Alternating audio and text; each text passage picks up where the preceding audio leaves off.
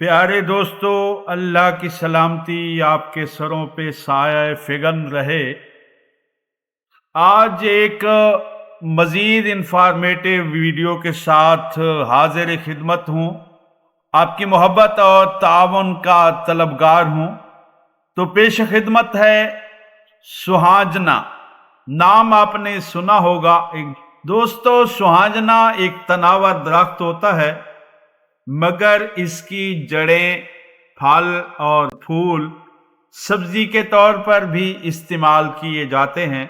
ये सुर्ख फूल वाला और सफ़ेद फूल वाला भी होता है।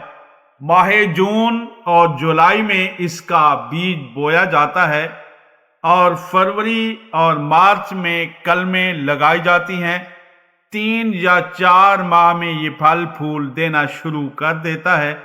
मेरे प्यारे दोस्तों, इसको सब्जी की तरह गोश्त और दूसरी सब्जियों में मिलाकर पकाया जाता है। ये बड़ा लजीज और बतौर सालन बड़ा मज़ा देता है। इसके फूलों और पत्तों को फलियों के साथ मिलाकर भी पकाया जाता है। फलियां कच्ची हों तो तलख, लेकिन पक जाने के बाद कड़वाहट खत्म हो जाती है। दोस्तों, इसका मिजाज गरम खुश्क है। इसकी जड़ें बतौर सब्जी और फलियों को अचार के तौर पर इस्तेमाल में लाया जाता है, जबकि गोंद और पत्ते अद्वियात में इस्तेमाल होते हैं। जड़ों का अचार डालें तो तैयारी में 3 या 4 साल लग जाते हैं। फलियां और फूल कड़वे होते हैं। ये बादी अमराज और बलगम के लिए अक्सीर है। दोस्तों, हाजमे को दुरुस्त रखता है। इससे पेट दर्द दूर होता है।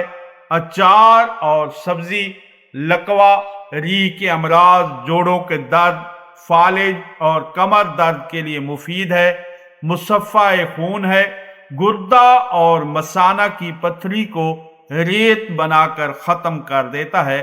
सुहाजना में कुदरती तौर पर फौलाद, calcium, vitamin A, B, C, H और ई पाया जाता है।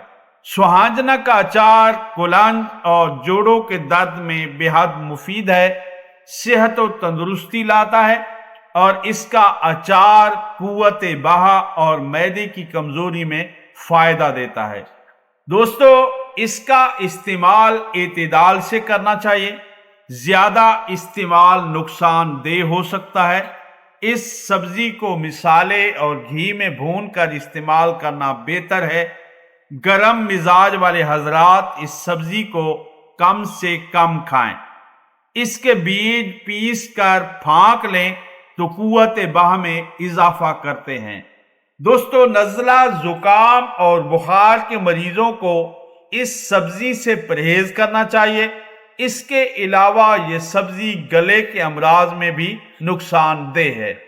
दोस्तों, इसके अज्जा में मादनी अज्जा पाए जाते हैं। इसके इस्तेमाल से गैस खारिज होती है। इसकी फली जिगर के फेल को दुरुस्त करती है, मैदे के निज़ाम को बेहतर करती है और पेट के कीड़ों को हलाक करती है। दमा और खांसी के मरीजों को सुहाजना का सालन खाना चाहिए। बहुत मुफीद है। इन अमराज का खात्मा करती है। इसके अलावा ये फालिज, लकवा, गंठिया, जोड़ों के दर्द के लिए बेहद अक्सीर है। ये नजर को भी तेज करती है और दर्द शिकम में इसका अचार फायदा देता है और दर्द को जल्द रफा करता है। इसके फूल और फलियों का सालन तिल्ली का वरम दूर करता है। तो दोस्तों, ये थे चीदा चीदा सुहाजना के फवायद जो हमने सुने। अपनी सेहत का हमेशा ख्याल रखें दोस्तों, क्योंकि तंदुरुस्ती हजार नेमत है।